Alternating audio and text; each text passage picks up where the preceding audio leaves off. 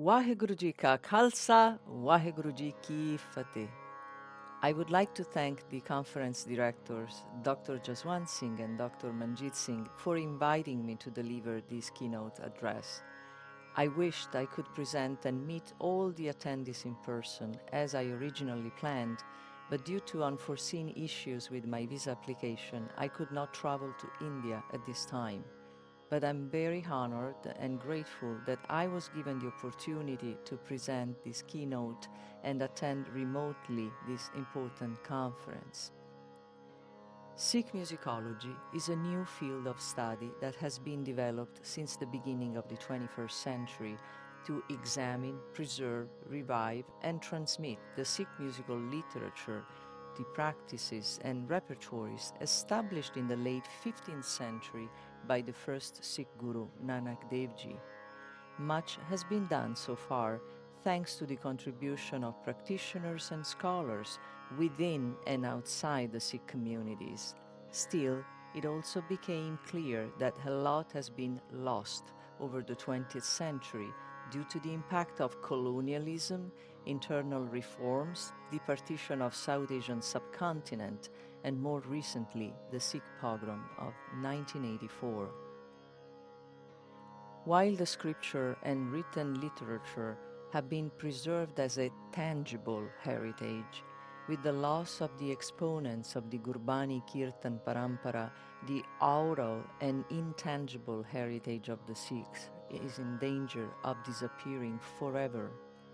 On the one hand, it was disrupted by social and political upheavals through a visible form of violence.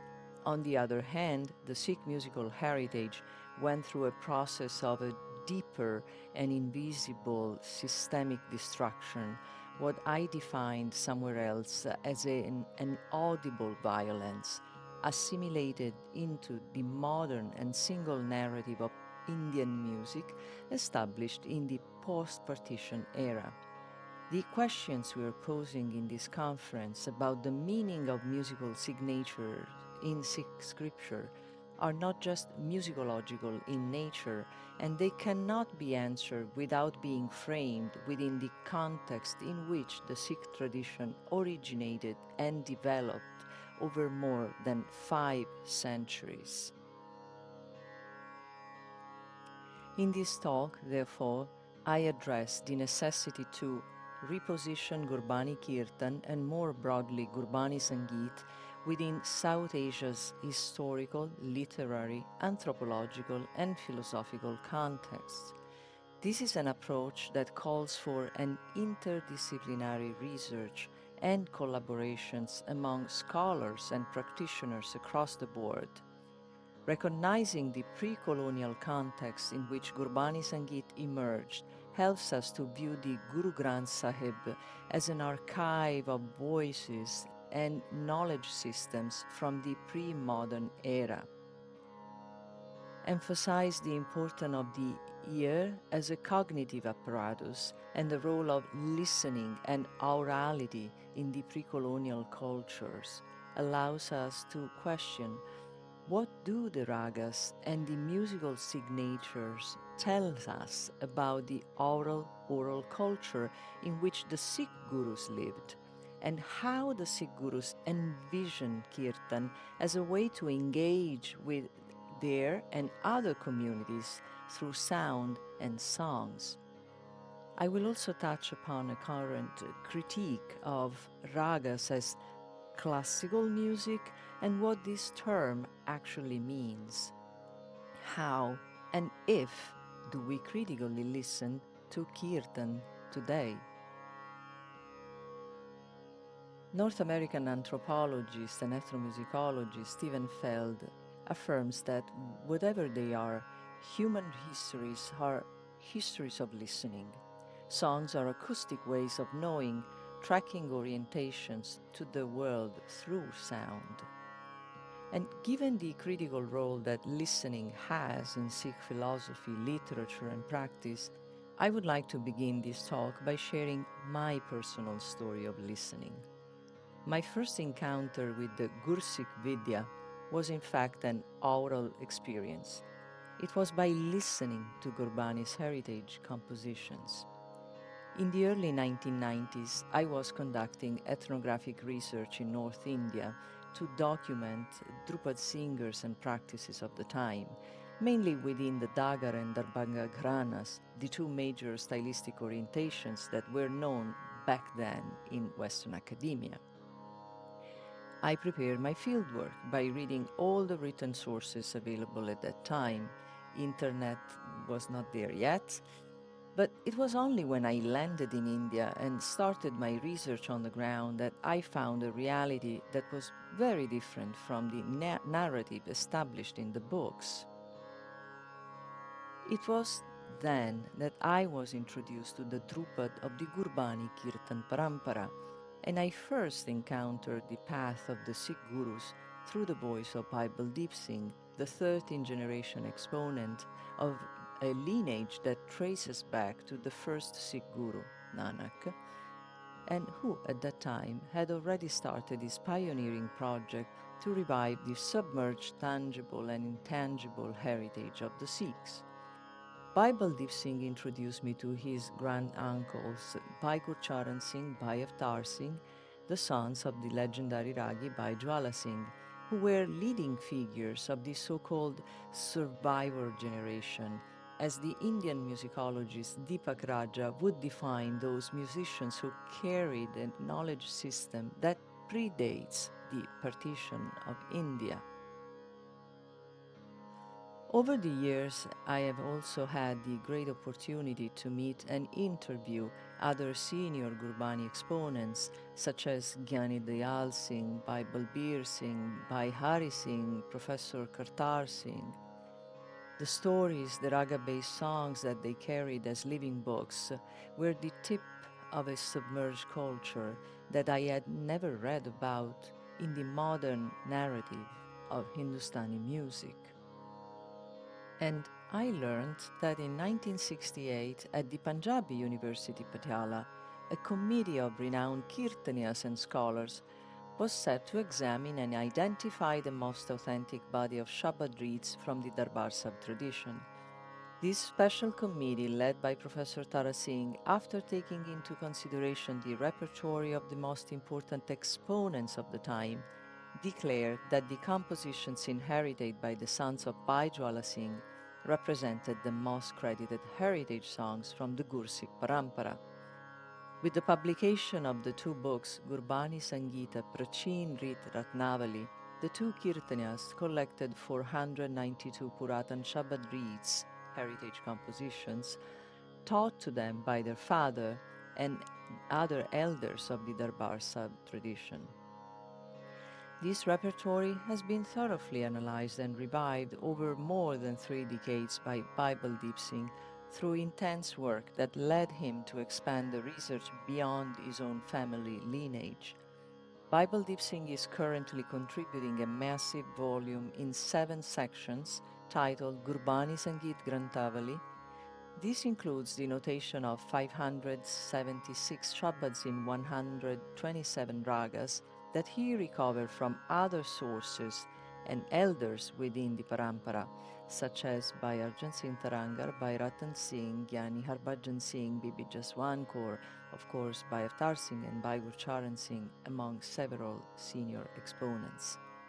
This body of compositions ranges from dhrupads in big tals to shabads in smaller rhythmic cycles, as well as tikas and exercises based on permutation of notes.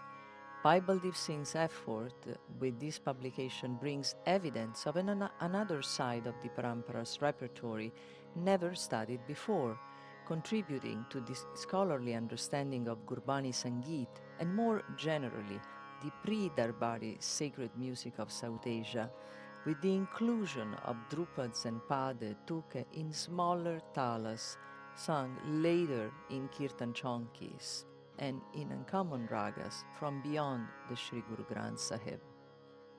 To understand the breadth and the depth of this large and unstudied body of knowledge, I underwent the pedagogical process, learning firsthand heritage Shabad reeds, ragas and tals. As a scholar and practitioner of dhrupad, I was also trained in dhrupad by Ustad Rahim Faimuddin Khan of the Gurbānī. I noticed that heritage repertory of padas, ragas, tals, and Puratan Gurbānī Sangīt repertory in general was in fact closer to the dhrupad, still practiced in some Darbari and Haveli traditions, and they are very different from the khayalized kirtan compositions that we commonly hear today. In an interview I conducted with Bhai Gurcharan Singh in 2012, he in fact confirmed that the foundation of Gurbani Kirtan is dhrupad.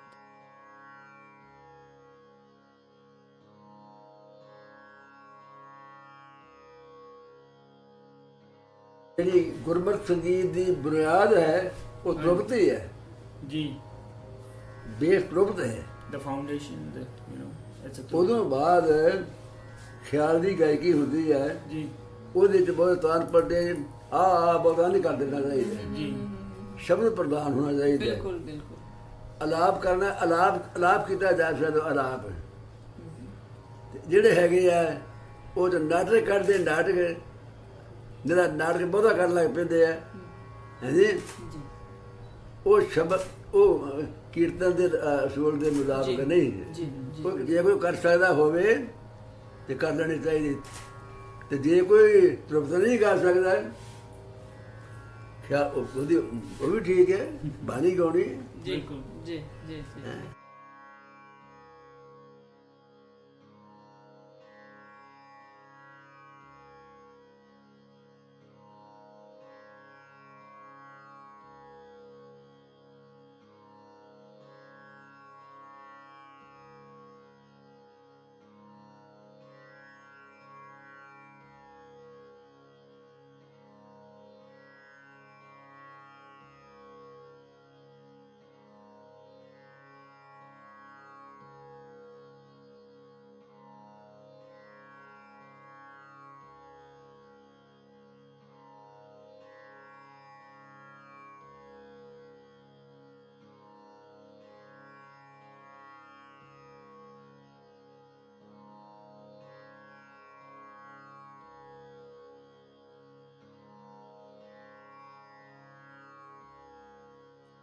During my early research, it was surprising, though, that the Gurbani tradition was never mentioned in any of the books about the history of Dhrupad or in any scholarly work on South Asian music. I investigated the academic framework that contributed to obscuring the Sikh musical heritage from South Asian music literature, as if 500 years of tradition did not exist under the musicological radar. In 2000, I published a book on Dhrupad, and to my knowledge, this was the first academic book that mentioned Gurbani Kirtan among the medieval Dhrupad traditions. After the publication of my first book, I embarked on an academic journey to study through a more comprehensive approach the pre-modern music traditions of South Asia, remapping the constellation of diverse streams of knowledge and the central role of the Gurbani Parampara in circulating and retaining these knowledges. We can imagine the soundscape that surrounded the Sikh gurus, not only in terms of nature sound, but also as the heterophony of voices and the songs that Guru Nanak encountered during his udasis, as well as other Sikh gurus heard during their lifetimes. Each melody and rhythm was a way of sharing, embodying jnana. The call to listening is consistent in devotional literature of the pre-modern era, from Bhagat Jaydev to Kabir, as well as reiterated by the Sikh gurus in their Shabads. The very first example is set by Guru Nanak in the Japji from Pauri 8 to 11, where almost each verse begins with the invite to listening, Sunya. Incorporating a pre-existing tradition of devotional poetry passed on through songs. Since early Sikh history, the sonic dimension of the Bani also worked as an oral mode to memorize and impart Gurmat, the Sikh Guru's teaching. Guru Nanak used Kirtan, the singing of the word as Guru, as a transversal practice and listening as ubiquitous experience that was not based on the listener's privilege of written literacy, caste, age, or gender. To Guru Nanak are attributed 974 Shabads in 19 ragas and 26 melodic variants. These constitute the ground of a poetical and musical repertoire that flourished during the time of the following 9 Sikh Gurus between the late 15th century and the early 18th century. The Sikh musical literature also includes the voices of Bhakti and Sufi poets saints that predated Guru Nanak, retracing and preserving the experience of listening as an ecology of sonic knowledges. The Sikh Gurus heard the voices of the other as songs echoing pluriversal value, forming them into melodies and compositions that could express the complexity of revelation through heterogeneous sonic forms. Rather than an ideological and monolingual truth to convert the other, the Guru Granth Sahib's musical forms call for cross-resonances within and between traditions. From the literary and musical standpoint, the Sikh scripture is an anthology of sung poetries, which are the expression of an entire cultural system of the pre-colonial era. In the history of pre-modern music, we encounter a few terms that are also recurrent in the Sikh musical literature, but as of today, scholars have not reconnected them to the larger picture of pre-colonial music traditions preserved in the Guru Granth Sahib.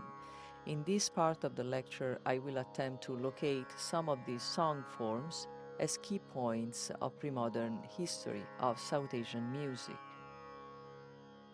We begin with the Prabandh, an archetypal song of praise offered to a deity or to a royal patron that scholars consider to be the origin of the dhrupad compositional structure. Notably, in the 13th century treatise Sangeet Ratnakar, Sharangdev describes a subtype of Prabandha composed in Deshi ragas called Dhruva Prabandha.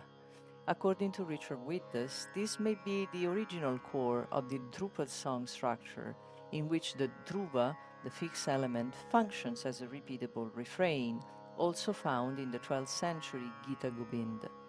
The mention of the Gita Govinda here is not accidental, as the strophic poem composed by Bhagat Jaydev has a long-standing influence on Indic music literature, and 2 compositions attributed to this author are also found in the Guru Granth Sahib. Articulated in 24 Ashtapadi, stanzas of 8 verses each, the Gita Govinda was set to 12 ragas and 5 Deshi tals. Known across all South Asia, this strophic poem in praise of Krishna and Radha is regarded as the foundation of the Padavali Kirtan, a devotional genre introduced in Bengal by Sri Chaitanya Deva of the Gauriya Vaishnava sect in the early 16th century. One of the 6 constituents of the Prabandha is Pada. Pada, as a poetical musical genre, is important for us to understand the logic that ties the Shabad to its musical settings, and it offers a valuable clue to examine the parallel development of the court and the temple Dhrupad traditions. Meaning verse and more broadly text, in music literature, Pada is intended as a poem for singing. The French scholar Nalini Deloyer suggests that pade were considered an integral part of music as a unified field of music and literature. In her words, they are not poems set to music, but they are created within a well-defined setup, the raga, with a particular rhythmic pattern, tal, by a Bhaggayakara, a poet-composer. Nonetheless, lyric and music were at one time regarded as one aesthetic unit by traditional Bhaggayakara.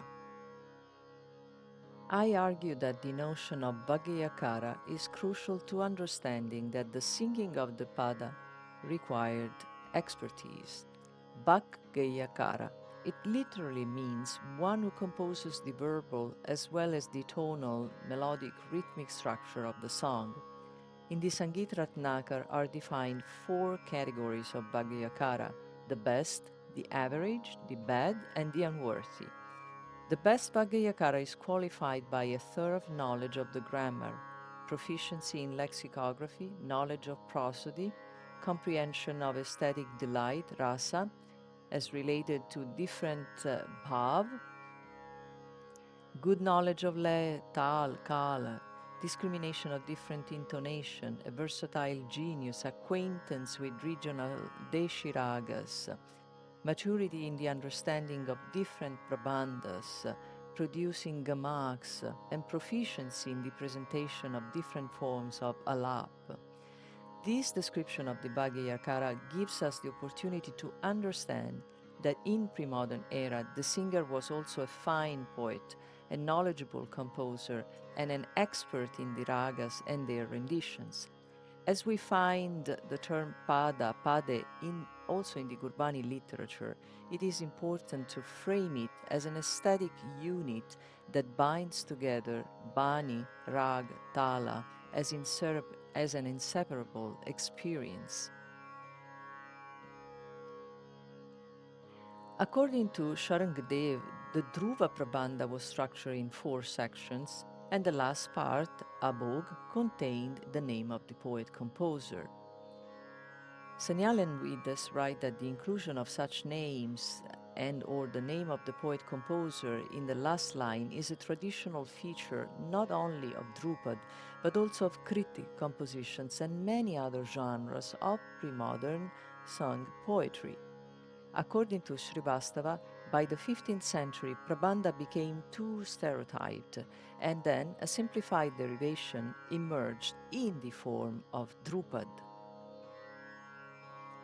There is a historical account that frames the origin of Dhrupad as a new genre that uses the 4 parts of the Prabandha sung in vernacular languages.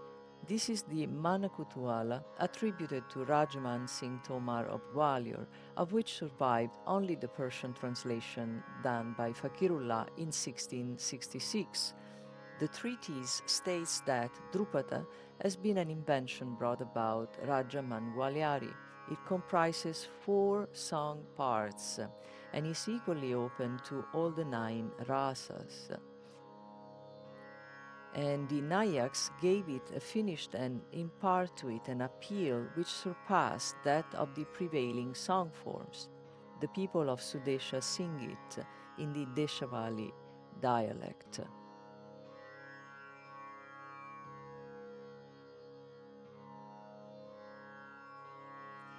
The better known form of Drupad is the Darbari, developed in the context of Hindu and Muslim courts from the time of Rajaman Singh Tomar and the Mughal Emperor Akbar. Tansen, the legendary Drupad singer and composer, was in fact a renowned Bhagyakara in the court of both rulers.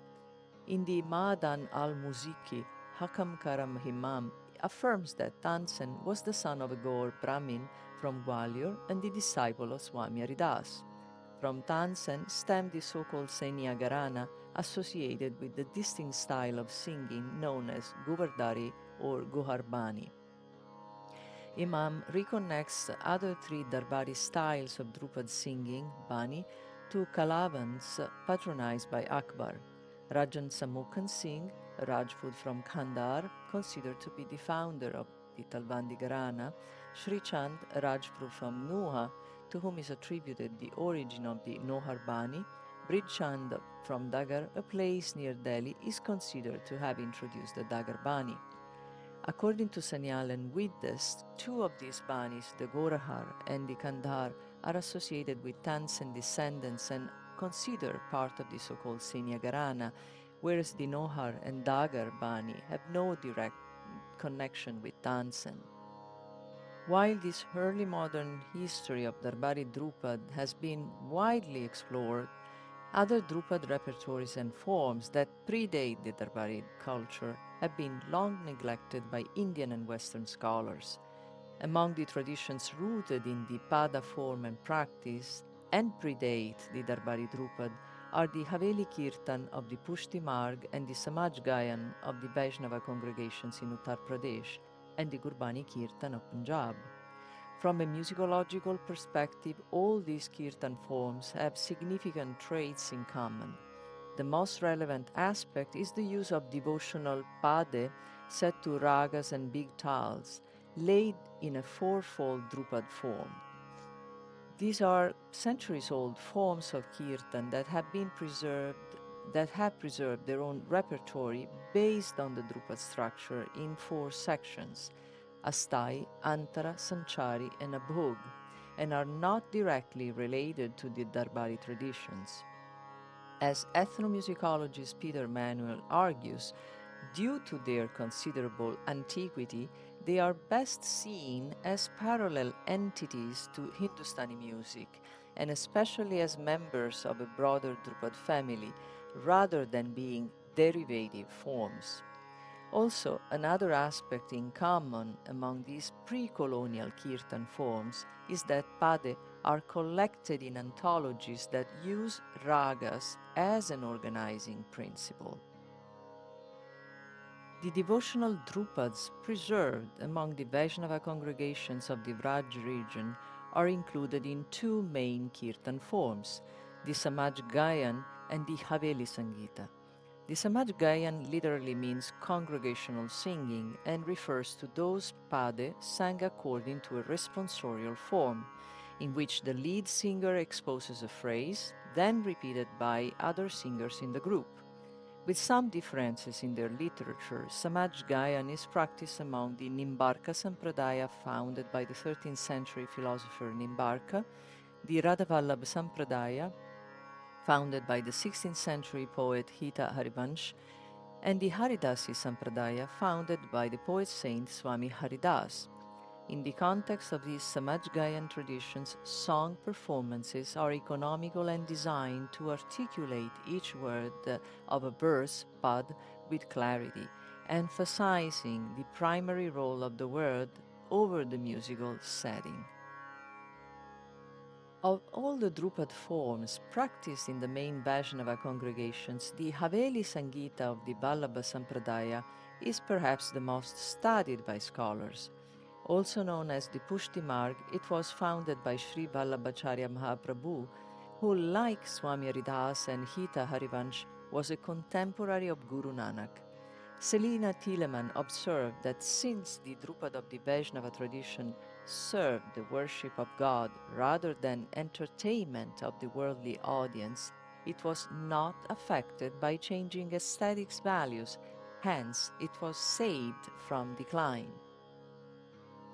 In Sikh literature, pada or pade, as a musical and poetical form, is also prominent and clearly indicated in the Guru Granth Sahib. The majority of the scriptural hymns are pade with rhyming stanzas whose number of lines varies from short to longer. Ekpade, dopade, tepade, chopade, panchpade, ashpade. This one letter constitutes a genre close to the Prabandha. As Bible Deep Singh argues, comparing the Sikh musical literature with other raga-based pada repertories, the other Drupadi traditions have not shown any variety of padas which the gurus have very carefully logged in Gurbani. One feature of these padas shabads is the presence of a refrain called rahau that works musically as a ritornello. According to Bible Deep Singh, the rahau also distinguishes pada as a musical and literary genre from chant, a medieval poetic form that has no refrain and has been preserved to this day only in the Gurbani Parampara. In contrast with Sanyal and Richard Widdes, Bible Deep Singh maintains that the pada constitutes a distinct compositional genre of Gurbānī Sangīt at the foundation of the devotional Drupad. and argues that the indigenous etymology of the term is dhrupad, an expression designating the pada of the dhr, the sang poetry of the creator. The words dhrupad and dhrupad are not used in the Bani, whereas Turki Bani, which may also be read as Durke Pade or simply Dhrupad, is used to refer to the whole of Gurbani. The term Pade is used to refer to the singing form, which is distinct from the ancient system chant singing. Unlike chant singing, Pade singing had a refrain. Although Kirtan is a heterogeneous category and the devotional Dhrupad forms are parallel to each other and to the development of classical course genre, they all seem to stem from the common root of the pre-colonial Pada Prabandha, a class of Marga Sangīt that, according to Fakirullah, was once entirely meant to be dedicated to gods. It is only in the early 16th century that Marga Sangīt, the music of the spiritual path, and the Pada Prabandha developed into two parallel directions, the devotional forms, the sadhana or Marga Sangīt, and the core form, the Darbari Sangīt. With the introduction of the colonial language and the classification of genres and repertories according to the Eurocentric vocabulary and knowledge system, the Darbari court music was branded as the music of the class, the elite, classical, giving to this form an authority that overshadowed other traditions that predate the Darbari form. The branding of Darbari music art form as classical is generating to this day a critical misconception that any raga-based repertory is by default a classical form of art music, and any tradition outside the Darbari, the court realm, must have borrowed the raga repertory from the court tradition, which is historically inaccurate. Most ethnomusicologists tend to interpret the use of ragas in Kirtan traditions as adopted from art forms performed by specialized court musicians. In an essay of 2015, Aline Miner compared the ragas of the Guru Granth Sahib with those mentioned in two Vaishnava anthologies, maintaining that the Bhakti composer or compilers who originally specified ragas as organizing principles were likely linked to courtly music specialist circles. She continues saying, a raga is a template for melody, but the creator of the melody must be a specialist. This is a modern view that contrasts with the medieval notion of the Bhagayakara, I explained earlier, as a poet-composer, as well as with the history of the Dhrupad and Raga-based traditions of Kirtan that, like the Gurbani and the Vaishnava, predate the Darbari classical forms. In an article I published for Sikh Formations in 2015, I drafted this chart that compares the Gurbani and Vaishnava Kirtan traditions with that of the Sanya Gharana, which, as I explained earlier, developed after Tansen's time.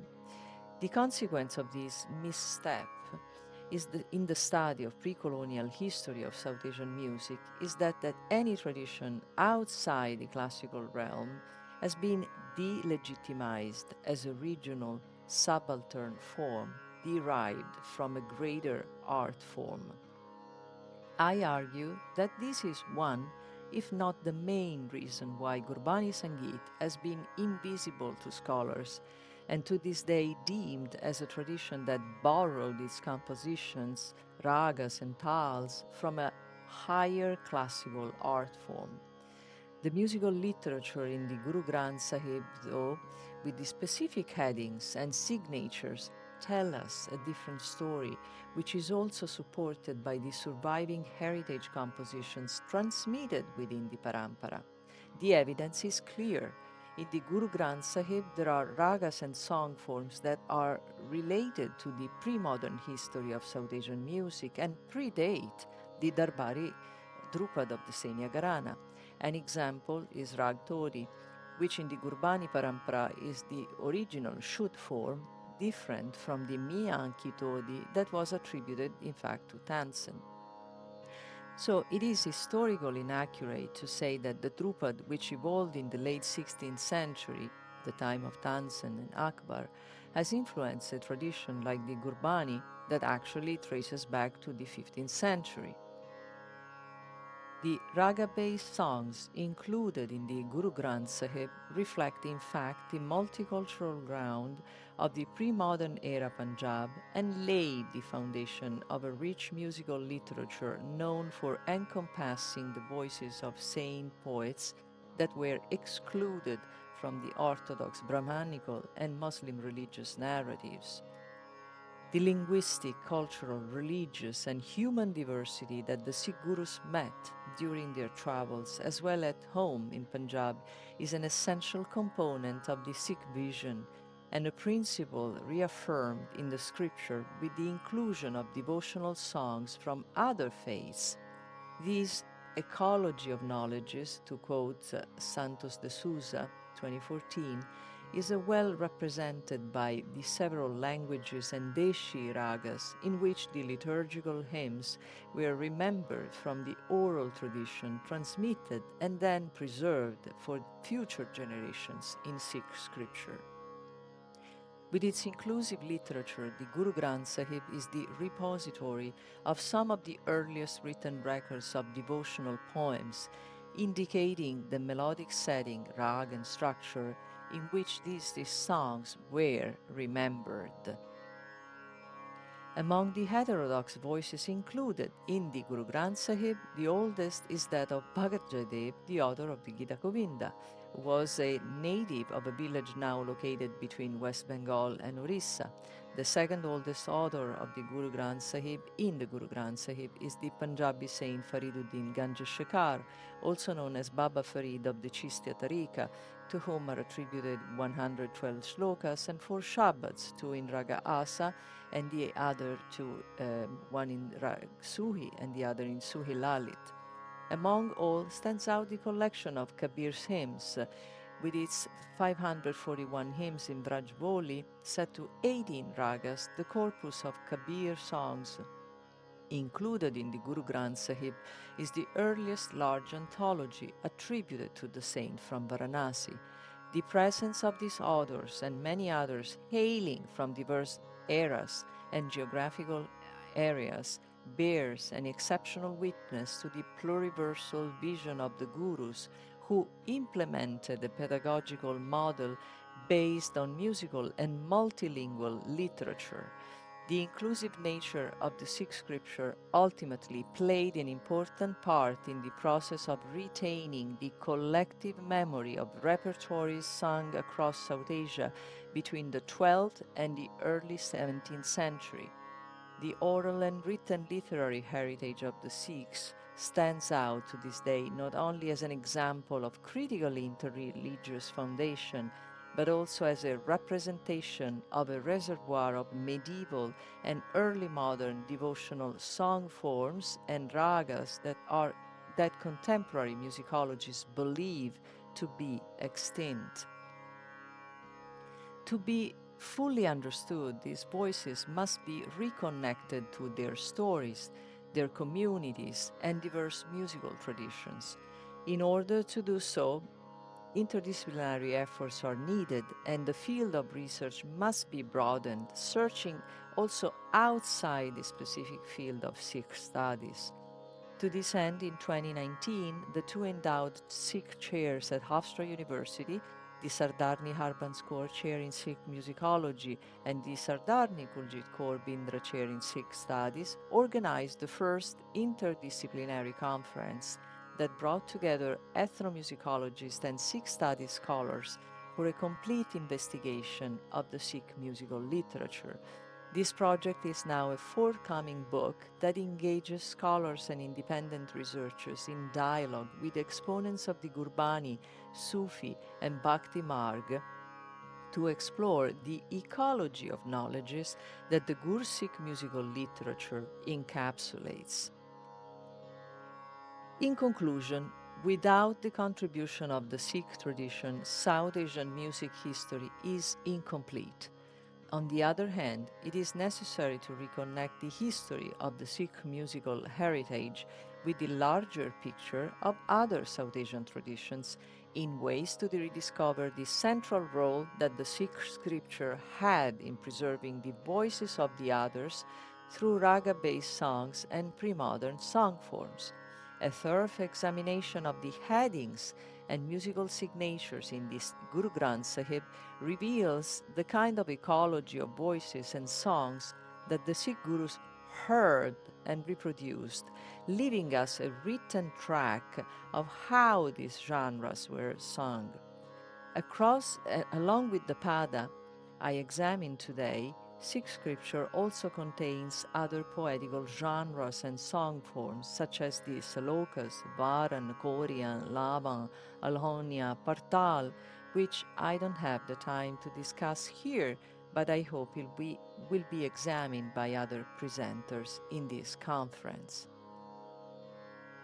Nowadays, it is difficult to hear such diversity of ragas and song forms as preserved in a written form in the Guru Granth Sahib, because the modern renditions of the Shabads are mainly done according to the one single dominant form of quote-unquote classical Hindustani music. Over the 20th century, there has been a process of khayalization of Hindustani music that also affected Gurbani Sangīt, challenging the identification of the diverse song structures and pre-modern ragas. In post-colonial era, the impact of khayal contributed to the loss of the oral knowledge of heritage compositions and ragas that were preserved in the Gurbani Parampara. The impact of modernity is not only limited to the use of pop tunes, but it can be also heard in the neo-traditional Shabads. Most of the raga-based kirtan songs we hear today are newly composed. To be able to distinguish between heritage compositions and neo-traditional raga-based songs, it is essential to develop a critical listening. This audible modernity also lies in the framework of the kirtan session that in the old days was articulated in distinct sequence, Shan, Mangalacharan, Dhrupad, Partal. Modernity is also audible in the very structure of each composition, in the length of the songs, the pace, the lay of the composition, the sound of the instruments, the arrangements, the playing techniques, the bakalankars, the embellishments, and last but not least, in the voice culture that today is strongly influenced by film music's model. Kirtan is a lived reality. In the context of globalization, modern musical settings allow new generations to engage with the word as guru in ways that are most suitable and accessible to them. New modes of orality keep the tradition of singing the scriptural hymns thriving. It is at the same time necessary to recognize and preserve the heritage repertories of sung poetry that carry the memory of Sikh culture as transmitted across the centuries since the Guru's time.